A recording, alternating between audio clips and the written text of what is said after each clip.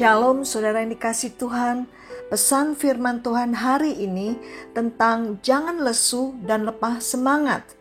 Mari dengarkan renungan harian Bread of Life yang diambil dari kitab 2 Samuel 17 ayat 1 dan 2. Berkatalah Ahitohel kepada Absalom, "Izinkanlah aku memilih 12.000 orang, maka aku akan bersiap dan mengejar Daud pada malam ini juga.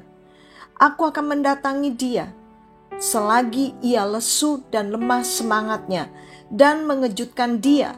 Seluruh rakyat yang ada bersama-sama dengan dia akan melarikan diri, maka aku dapat menewaskan raja sendiri."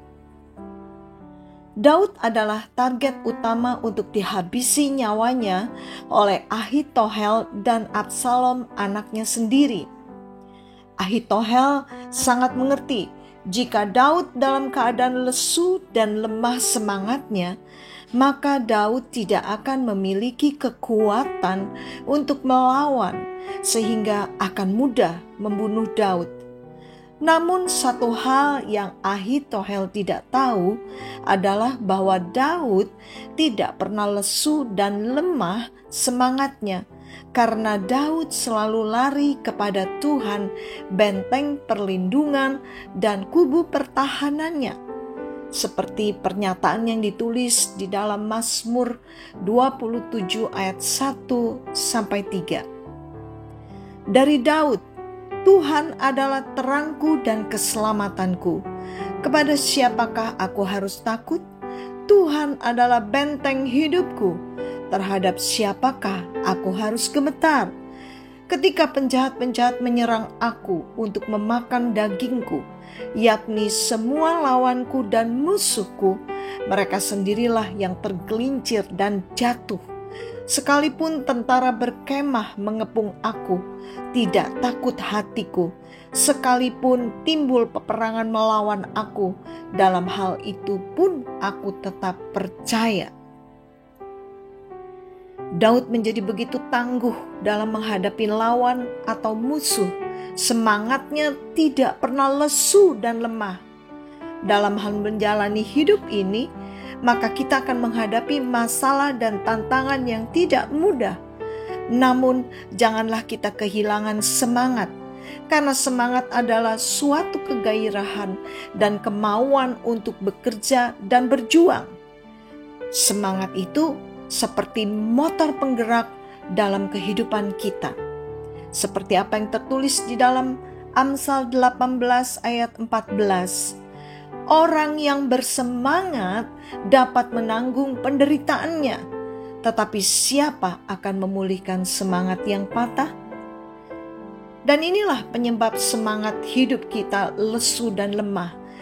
Yang pertama, karena merasa tidak punya kemampuan apa-apa, sehingga membuat kita menjadi cemas, takut, dan rendah diri atau minder karena melihat orang lain lebih sukses dan lebih unggul tanpa bisa melihat kebaikan dan kehebatan Tuhan yang tersedia bagi kita.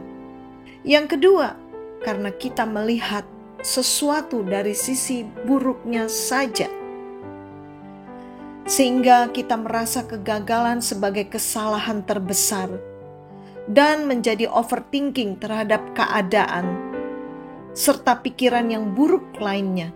Padahal kalau kita mau melihat sesuatu dari sisi positifnya, maka kita akan ada banyak hal yang bermanfaat yang bisa kita peroleh. Hal yang ketiga adalah karena merasa berjuang sendirian.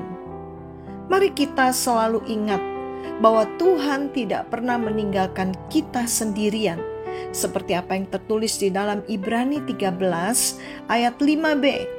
"Karena Allah telah berfirman, Aku sekali-kali tidak akan membiarkan engkau, dan Aku sekali-kali tidak akan meninggalkan engkau."